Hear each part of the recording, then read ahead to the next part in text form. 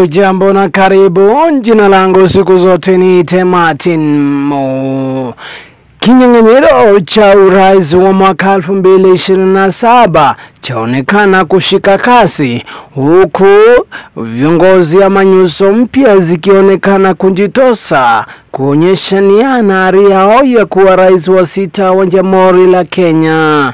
Miongoni mwao ambao tutakuwa tunaangazia leo ni wale ambao wameonyesha nia yao ya kuweza kuibukia ama kuweza kuwa katika ndebe la ifikapo mwaka 2027. Wote nia yao ikiwa ni kumng'atua mamlakani rais wa 5 wa Jamhuri la Kenya, William Samoei Ruto. Tutaanza na aliyekuwa waziri wa usalama wa ndani pamoja na waziri wa elimu. Aliyekuwa waziri wa elimu chini ya uongozi wake Uhuru Muigai Kenyatta, mwite Daktari Fred Matiang'i. Fred Matiang'i akiwa na historia nzuri tu, kuwa aliweza kumaliza makateli ambayo yalikuwa yameshika mateka mtihani wa kitaifa na undanganyifu ambao ulikuwa umekithiri. Fred Matiang'i aliweza kuona uongozi umejia na kuhakikisha kwamba wanafunzi wanapata gredi zao pasipo na undanganyifu. Ni katika mara ya kwanza ambapo matokeo ya kitaifa yaliweza kupata hadhi, huku wanafunzi wakijivunia matokeo hayo, kwani mara ya kwanza hakukuwa na undanganyifu hapa nchini Kenya katika mtihani wa kitaifa.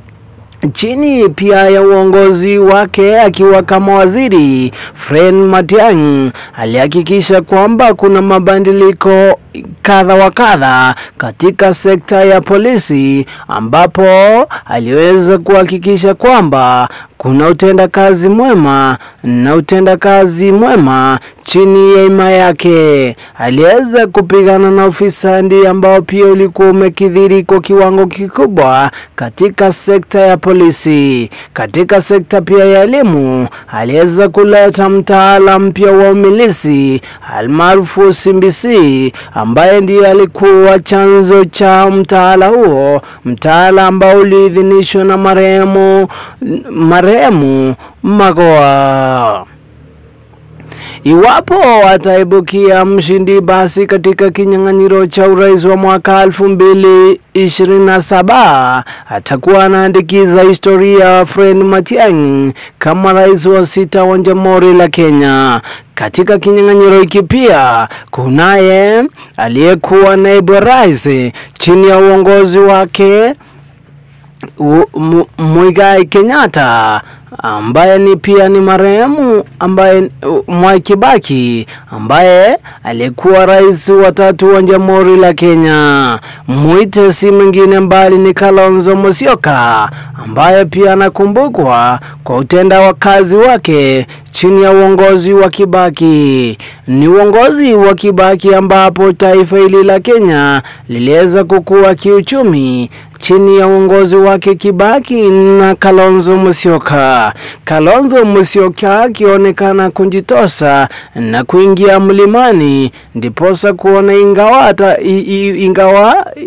kuona kama atapata kura za mlima, ingawa kwa wakati mrefu watu wa mlima hawajakuwa kimunga mkono Kalonzo Musyoka, ambaye ni bayana kwamba atakuwa katika ndebe kutokana na kuwa aliyekuwa yule ambaye amekuwa akimuunga mkono katika chaguzi ambazo zimepita hapo. Mwite Raila Amolo Odinga amejitosa katika siasa za Afrika, ambapo anawania kiti cha wenyekiti wa Afrika. Basi ni rasmi, Kalonzo Musyoka njia zote zaonyesha kwamba atakuwa anawania kiti hicho.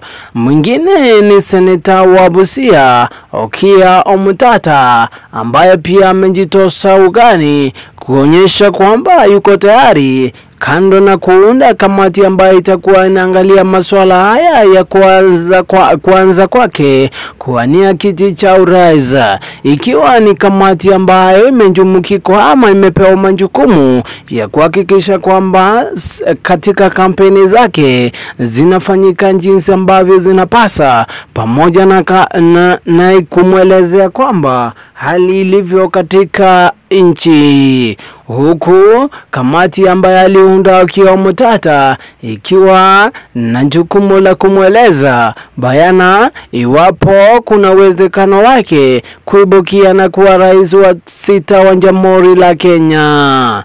Yote 9 ni kwamba Okiya Mutata anapendwa na wananchi wa Kenya kwa kile ambacho ameonekana kuwa mtetezi wa wanyonge, pamoja na kuwa kiongozi ambaye anasimama ama kiongozi aliye na msimamo dhabiti. Okiya Mutata anakumbukwa na wananchi wengi kwa kuweza kuweka breki mipango na shughuli nyingi za kiserikali kupitia kwake kwenda kotini ama kuelekea mahakamani kusimamisha masuala ambayo ameona yanawadhalilisha wa Kenya, mojawapo ikiwa ni mswada tata wa kifedha wa mwaka 2023 na ule wa mwaka 2024, mswada ambao uliweza kuleta maandamano ya kizazi cha Gen Z. Okiya Mutata pia alikuwa amekataa ruzuku ya nyumba ambayo alikuwa amepinga mahakamani. Okiya Mutata akiwa anapendwa na wananchi, hususan kizazi cha Gen Z, kwa kusimama na wao. Hili kikiwa ndicho chanzo chake kujitosa katika siasa, kuona iwapo atakuwa anaibukia. Wengi ambao wanasalia kutojulikana iwapo watakuwa wanajitosa ungani kuwania kiti cha urais ambacho chaonekana ikiwa imesalia tu chini ya miaka 2.5 kabla ya taifa la Kenya kuingia katika uchaguzi kumchagua rais wa 6 wa Jamhuri la Kenya.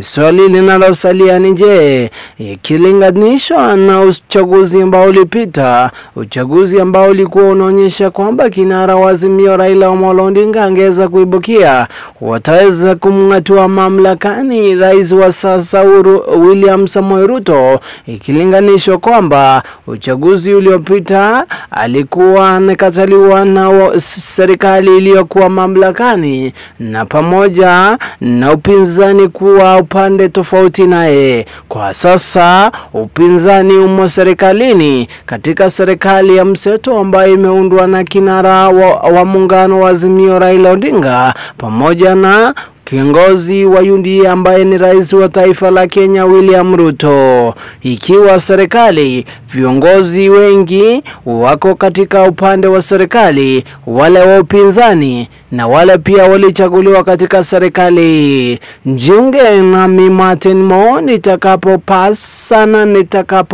misuli yangu moto na kukutaarifu na kukupasha mengi kuhusiana na swala hili. Ni swala ambalo linasalia kuangaliwa jinsi ambavyo ilipo, huku ikionekana mlima umejitenga na mlima uliguzwa. Licha ya kuguzwa, wananchi wanasalia kindete, huku mlima ukijitenga na siasa zake William Samoei Ruto. Ni kipi kitakachokuwa kinajiri ifikapo mwaka 2027? Itakuwa ni tano tena William Samoei Ruto ama itakuwa ni Fred Matiang'i, Okiya Mutata, huku kukiwa si bayana iwapo Fred